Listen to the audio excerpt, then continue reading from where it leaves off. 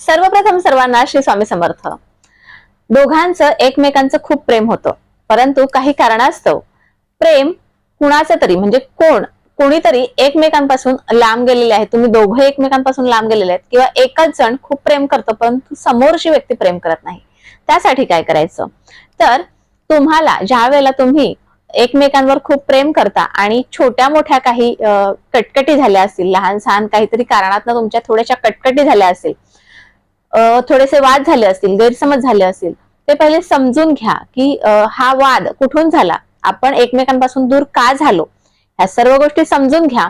त्याच्यावर काहीतरी सोल्युशन काढा आणि त्यानंतर जर का नाही झालं तर तुम्ही उपायाकडे वळायचं आहे. आता उपाय करताना काय करायचं आहे, उपाय करताना सुद्धा तुम्हाला समोरची व्यक्ती जर 2 पावले पुढे आली तर तुम्हाला सुद्धा 1 पाऊल पुढे जायला हरकत नाही. कारण काय असतं, प्रेम खूप महत्वाचं असतं आणि प्रेमात एकमेकांना माफ करणं सुद्धा खूप गरजेचं असतं, जर ती चुकी माफी लायक असेल तर. नाहीतर असं नाही ताई तुम्ही सांगितलं म्हणून एवढी मोठी चूक होती तरी पण आम्ही माफ केली, असं नाही. काही गोष्टी आपल्या स्वतःच्या हातात नसतात, ना की इतरांच्या हातात असतात, ना की इतरांच्या सल्ल्यावर असतात. काही गोष्टी आपल्या स्वतःच्या मनावर असतात.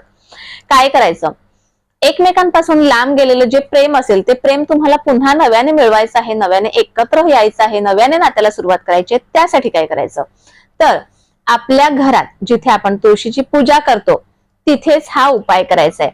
तिथे बघा, तुळस आपण जिथे पुजतो तिथे 1 रुपयाचं एक नाणं घ्यायचं आहे.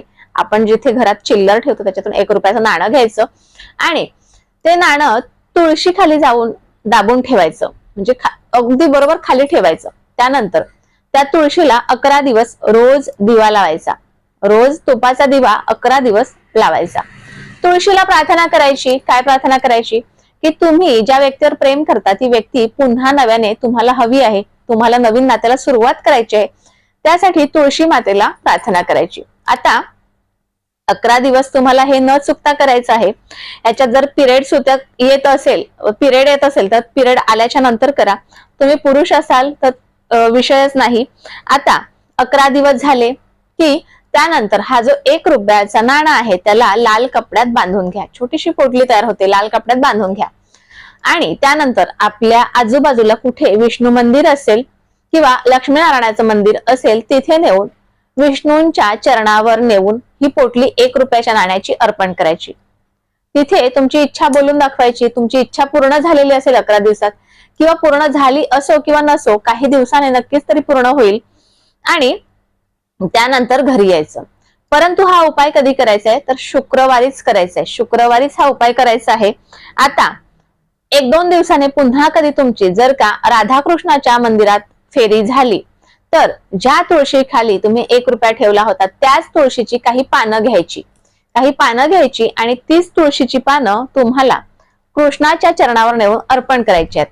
अर्पण करत असताना तुम्हाला प्रार्थना करायची आणि धन्यवाद मानायचे की तुम्हाला तुमचं प्रेम नव्याने परत मिळालेलं आहे किंवा तुमची इच्छा पूर्ण झालेली आहे. अशा पद्धतीने भगवान कृष्णांना प्रार्थना करायची. हा उपाय इथेच संपलेला आहे.